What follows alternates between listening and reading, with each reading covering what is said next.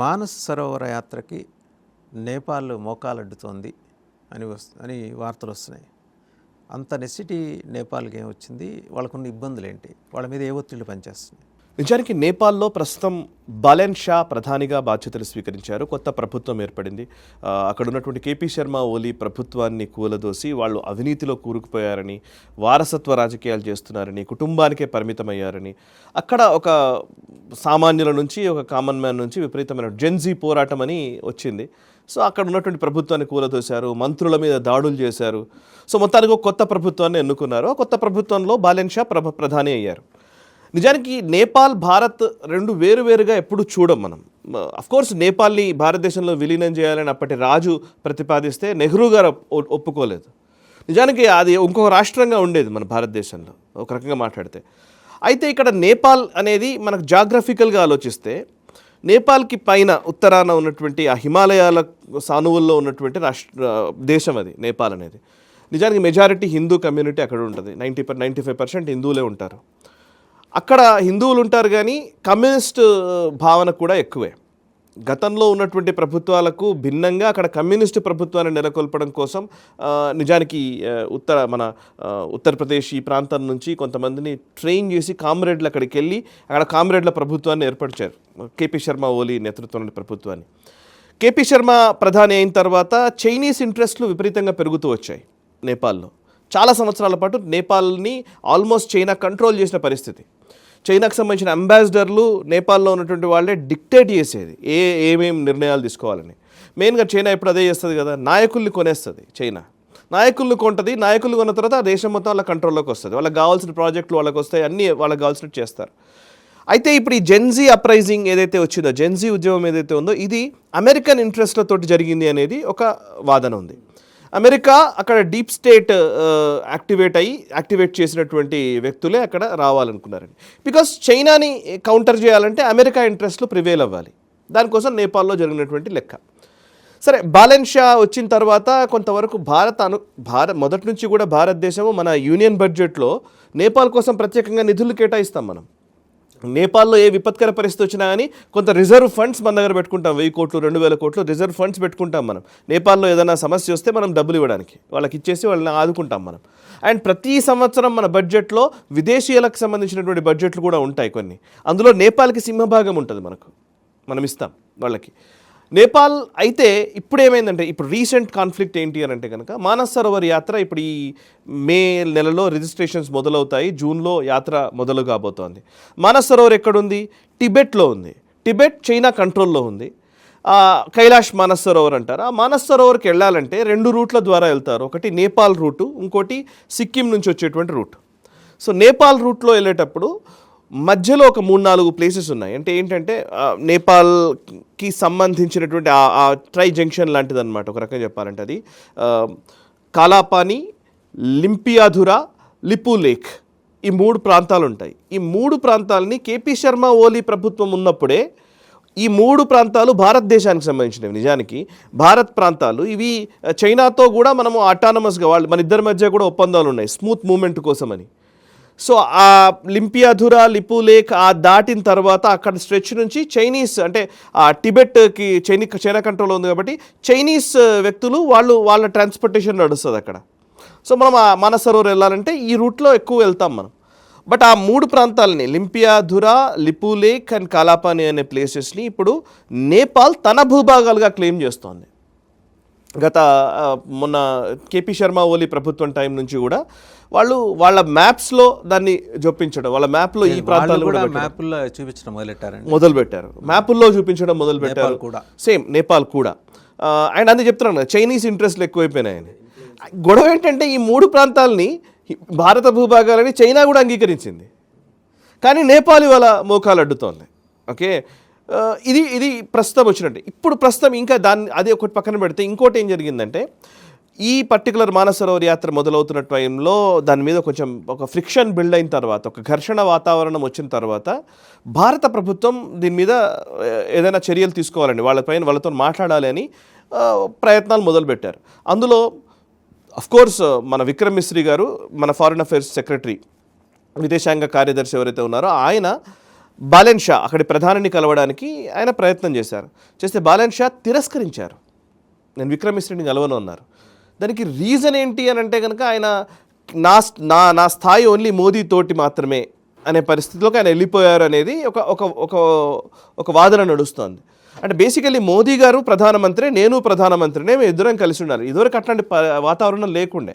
నేపాల్ నిజంగా మాట్లాడితే అదొక రాష్ట్రం లాంటిదే. మనం అట్లాగే ట్రీట్ చేసేవాళ్ళము. వాళ్ళకి సంబంధించిన అన్ని విషయాలు మనం చూసుకుంటూ వచ్చేవాళ్ళం. బట్ ఇవాళ ఏంటంటే కొత్త నాయకుడికి వచ్చినటువంటి అహంకార ధోరణి, లేకపోతే నేను నా దేశము నా సావర్నిటీ మీరేమనుకుంటున్నారని చెప్పే ప్రయత్నమా? సో భారతదేశాన్ని, అందులోనూ హిందూ దేశాలు ఉన్నవి రెండు వాళ్ళు నిజంగా మాట్లాడితే భారతదేశమే అండ్ నేపాలే, పూర్తిగా హిందూ మెజారిటీ దేశాలు. సో వాళ్ళకి ఇట్లాంటి భావన రావడం మీద ఇవాళ కొంచెం పరిస్థితి మళ్ళీ కొంత మారుతున్నట్టుగా కనబడుతుంది. అఫ్కోర్స్ భారతదేశం అంత ఈజీగా వాళ్ళని పెద్ద వదిలేసే పరిస్థితి ఉండదు. చాలా సీరియస్ రిపర్కేషన్స్ నేపాల్ ఎదుర్కోవాల్సి ఉంటుంది. ఎలాంటి రిపర్కేషన్స్ ఉంటాయో మనం రాబోయే రోజుల్లో చూడబోతున్నాం. అయితే ఇక్కడ ఇంకో విషయం ఏంటంటే చైనీస్ ఇంట్రెస్ట్లను ఇందాక అన్నాను కదా, గత 10 సంవత్సరాలుగా అక్కడ చైనా పెట్టుబడులు విపరీతంగా పెరిగాయి. ఈవీలు, ఎలక్ట్రిక్ వెహికల్స్ విపరీతంగా పెరిగాయి. అండ్ మొన్న వచ్చినటువంటి ఎనర్జీ క్రైసిస్ టైంలో, మనకి ఆయిల్ క్రైసిస్ వచ్చిన తర్వాత హార్మోజ్ దగ్గర, ఈ క్రైసిస్ నేపథ్యంలో నేపాల్కి మనము ఇవ్వాల్సినంత ఆయిల్ మనం ఇవ్వట్లేదు. బాలెన్ షా ప్రభుత్వం వచ్చిన తర్వాత నుంచి కొంత ఘర్షణ వాతావరణం ఉంది. ఎందుకు ఘర్షణ ఉంది అని అంటే, నిజానికి ఎవరైనా సరే నేపాల్ ప్రధానిగా ఎన్నికైనటువంటి వ్యక్తి ఆటోమేటిక్గా భారత ప్రధానమంత్రితోటి, భారత ప్రభుత్వంతో వెంటనే వాళ్ళ కార్యకలాపాలు మొదలు పెడతారు. కానీ కొంచెం బాలెన్ షా సీరియస్గా ఉండే ప్రయత్నం చేస్తూ వచ్చాడు. సేమ్ లైక్ మొయిజు లాగా అనమాట, ఒక రకంగా చెప్పాలంటే. సో అందుకే మనం కూడా సరే ఎక్కడైతే నీకు సమస్య ఉందో అక్కడ నేను కొట్టి చూస్తానని చెప్పేసి మనోళ్ళు కూడా ఆయిల్ ఎక్కువగా వాళ్ళకి రావాల్సినటువంటి వాటిని ఆపేశారు. మనం చాలా వరకు ఎక్కువ ఇవ్వకుండా మనం ఆపుతున్న నేపథ్యంలో అక్కడ విపరీతంగా ధరలు పెరిగాయి. అక్కడ ఉన్నటువంటి కనీస అవసరాలకు సంబంధించినటువంటి వాటిల్లో విపరీతమైనటువంటి ఇన్ఫ్లేషన్ వచ్చిన పరిస్థితి, విపరీతమైన ధరలు పెరిగిన పరిస్థితి, అక్కడ ఒక సంక్షోభ స్థితే ఉంది. ఆ సంక్షోభ స్థితిలో అతని వ్యక్తిగతమైనటువంటి అహంకారమా, లేకపోతే ఆ ప్రభుత్వము, లేదా అక్కడ ఉన్నటువంటి ఏదైతే సిస్టంలో ఉన్నటువంటి వ్యక్తులు చైనా ఇంట్రెస్ట్లతోటి పనిచేస్తున్నారా మనకు పనిచేస్తుండొచ్చు 100%. సో దీని మీదనే నడుస్తుంది. విక్రమ్ మిశ్రీతో మాట్లాడడానికి తిరస్కరించడంతో ఇప్పుడు ఇష్యూస్ అన్నీ కూడా మనం చర్చించడానికి రూపాయి ఇస్తే నేపాలీ రూపాయలు 10 వస్తాయి. ఆ విషయం బహుశా అతనికి తెలీదు. కానీ ఈవెన్ ఇంకోటి ఏంటంటే కరెన్సీ పరంగా చూస్తే కూడా, నిన్ననే ఎవరో చెప్తూ ఉంటే, కరెన్సీ కూడా ఏంటంటే భారత కరెన్సీ అక్కడ చెల్లుబాటు అవుతుంది. మనం అసలు దాన్ని ఎక్స్చేంజ్ చేసుకోవాల్సిన అవసరం లేదు. మొన్ననే మామిడి గిరిధర్ గారు అనుకుంటా, గిరిధర్ గారు నేపాల్కి వెళ్ళొచ్చారు. ఆయన చెప్తున్నారు, గిరిధర్ గారు నేపాల్కి వెళ్ళినప్పుడు ఆయన నేను కరెన్సీ ఎక్స్చేంజ్ చేసుకోలేదు, మొత్తం రూపీసే అక్కడ ఇచ్చుకుంటూ వచ్చాను. అండ్ వాళ్ళేవో కొన్ని కరెన్సీ ఇచ్చారు, దానికి పెద్ద ప్రాబ్లం లేదన్నట్టు. మన రూపాయలు నేపాల్లో చెల్లుబాటు అవుతాయి ఆల్మోస్ట్. సో అంటే ఇప్పుడున్న పరిస్థితుల్లో నాకు తెలిసి నేపాల్ లాంటి దేశము భారతదేశంతో ఢీకొనాలనే ఒక ప్రయత్నం చేయడం అనేది డెఫినెట్లీ చాలా సీరియస్ రిపర్కేషన్స్ నేపాల్ ఎదుర్కోక తప్పదు. ఇది మనం మొదటి నుంచి చూస్తే దీనికి మేజర్ రీజన్ ఏంటి అని అంటే కనుక, మావో జెడాంగ్ది ఒక అబ్జెక్టివ్ ఉందండి. మావో సెటుంగ్ ఏం చేశాడంటే, ఆయన వన్ పామ్ 5 ఫింగర్స్ అంటాడు ఎప్పుడు. అది వాళ్ళ లెక్క. 5 ఫింగర్స్ అంటే, పామ్ అంటే టిబెట్ని ఫస్ట్ ఆక్యుపై చేసుకున్నారు. టిబెట్ తర్వాత 5 ఫింగర్స్ ఏంటంటే, ఒకటి లదాఖ్, 2 నేపాల్, తర్వాత సిక్కిం, భూటాన్, అరుణాచల్ ప్రదేశ్. ఈ 5 ఆక్రమించుకోవాలనేది వాళ్ళ లెక్క. సో మావో సెటుంగ్ ఆబ్జెక్టివ్లో భాగంగా ఆయన లక్ష్యం ఇది. సో దాన్ని నెరవేర్చుకోవడం కోసం చైనా పావులు కదుపుతూనే ఉంటుంది. అంటే వాళ్ళు ఎప్పుడు ఏం చేస్తారంటే సలామీ స్లైసింగ్ అంటారు. చైనీస్ మిలిటరీ డాక్టరీన్ ఏంటంటే సలామీ స్లైసింగ్. అంటే వాళ్ళు ఏం చేస్తారంటే లదాఖ్లో కూడా వాళ్ళు ఇప్పటికి కూడా మనకు ఎల్ఏసి అనేది ఫెన్సింగ్ ఉండదు. Line of actual control, line of control ఏమో పాకిస్తాన్తో ఉంది.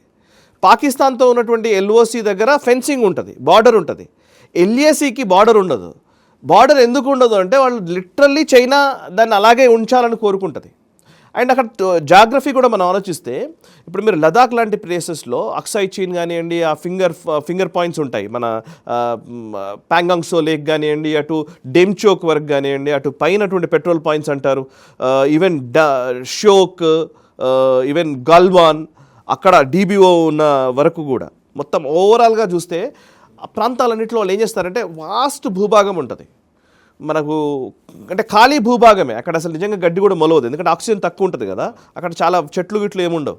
బట్ వాస్ట్ భూభాగం పెద్దది ఉంటుంది, కొండలు గుట్టలు, ఒక టిపికల్ టోపోగ్రఫీ ఉంటుంది.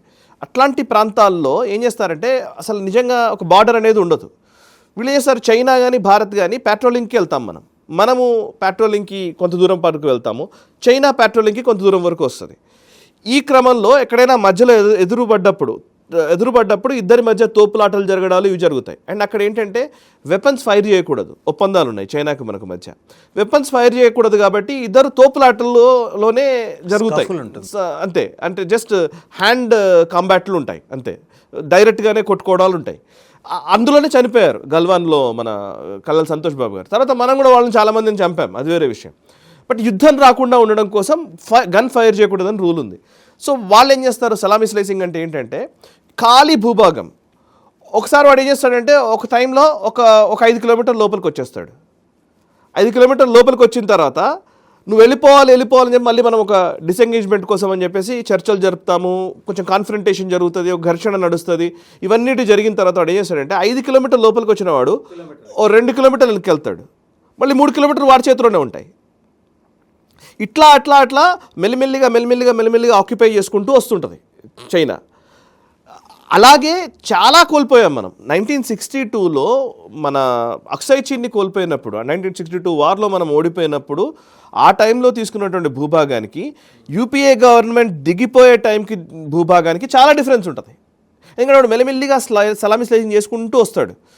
2014 నుంచి ఏం చేశారంటే క్లియర్ డిమార్కేషన్ మొదలుపెట్టారు. క్లియర్గా అంటే ఇక్కడ నుంచి నువ్వు డిసెంగేజ్ కావాల్సింది, నువ్వు ఎక్కడ లాక్కున్నావు అనుకో నేను అక్కడ నీది తీసుకుంటానని చెప్పేసి మొదలుపెట్టారు. మన వాళ్ళు చేసింది ఏంటంటే ప్యాంగాంగ్సో లోపలికి రావడానికి ప్రయత్నం చేశారు, మనం ఇంకో దగ్గర కొడతాం, ఇంకో దగ్గర లోపలికి వెళ్ళే ప్రయత్నం చేస్తాం. అక్కడ గల్వాన్ నుంచి లోపలికి వస్తుంటే మనం ఇక్కడ నుంచి లోపలికి వెళ్తాం. సో వాడికి జరగాల్సి వస్తుంది అనమాట. ఇప్పుడు వాళ్ళు ఏం చేస్తున్నారంటే వాళ్ళకి ఇప్పుడు ఈ నేపాల్ని మధ్యలో పెట్టుకొని ఇప్పుడు భూటాన్ని పెట్టుకున్నారు. తర్వాత సిక్కిం కూడా ఇట్లాంటి గొడవ అయింది. 1967లో నాథులా పాస్ దగ్గర కాన్ఫ్రంటేషన్ జరిగింది. 62లో మనం ఓడిపోయాం, కానీ 67లో మనం గెలిచాం. సిక్కిం నాథులా పాస్ దగ్గర ఇట్లాగే చైనా లోపలికి వచ్చే ప్రయత్నం చేస్తుంటే మనం వాళ్ళని ఎదుర్కొన్నాము, అడ్డుకున్నాము, వాళ్ళ మీద యుద్ధంలో విజయం సాధించాము. 67లో సిక్కింలో ఉన్నటువంటి మన పోస్ట్లో జరిగినటువంటి పల్టన్ అని ఒక సినిమా వచ్చింది, చాలా బాగుంటుంది, చూడండి ఎవరైనా. సో 67 తర్వాత 75కి వచ్చేసరికి సిక్కిం భారత్లో మర్జ్ అయింది. సిక్కిం అంతకుముందు సపరేట్ దేశంగానే ఉండే, తర్వాత మన రాష్ట్రంగా మారింది. నేపాల్ విషయంలో కూడా అట్లాంటిది చేసి ఉండాల్సింది, మనం చేయలేదు. సో ఈ మొత్తం వ్యవహారంలో ఏంటంటే చైనా ఏం చేస్తోంది, అటు లద్దాఖ్లో లోపలికి వచ్చే ప్రయత్నము, ఇటు సిక్కిం మన నేపాల్ని కబలించే ప్రయత్నము, లేదంటే ఇప్పుడు నేపాల్ కనుక ఒకవేళ చైనీస్ కంట్రోల్లోకి వెళ్ళిపోతే, నేపాల్తో మన కాన్ఫ్రంటేషన్ మొదలైతే అది మనకు ఎక్కడికి ప్రాబ్లం వస్తుందంటే బీహార్కి బార్డర్ నేపాల్, ఈవెన్ మన వెస్ట్ బెంగాల్కి బార్డర్ ఉంటుంది అది నేపాల్, అండ్ అటు ఉత్తరాఖండ్కి బార్డర్ ఉంటుంది. సో మేజర్ మన దేశానికి సమస్య అవుతుంది. సో కాఠ్మండు మీరు ఇంకో ప్రాబ్లం అంటే సెక్యూరిటీ పరంగా చూస్తే నేపాల్ కాఠ్మండు నుంచే చాలామంది టెర్రరిస్ట్ లోపలికి వచ్చేది, టెర్రరిస్ట్ యాక్టివిటీస్ ఎక్కువ ఉండేది. మనం కాందహార్ ఫ్లైట్ హైజాక్ జరిగినప్పుడు కూడా మన దగ్గర నుంచి ఫస్ట్ కాఠ్మండు వెళ్ళి కాఠ్మండు నుంచి కాందహార్ వెళ్ళింది అది flight. So Kathmandu is a haven for terrorist.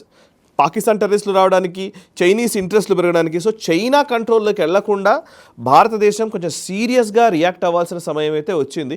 Already మన వాళ్ళు సీరియస్గా ఉన్నారు కాబట్టే బ్యాలెన్స్ షా ఇలాంటి వ్యవహార శైలిలోకి దిగుతున్నాడు. సో మనం ఇంకొంచెం కాన్ఫ్రంటేషన్ పెంచినప్పుడు ఏం చేయగలుగుతాడో చూద్దాం.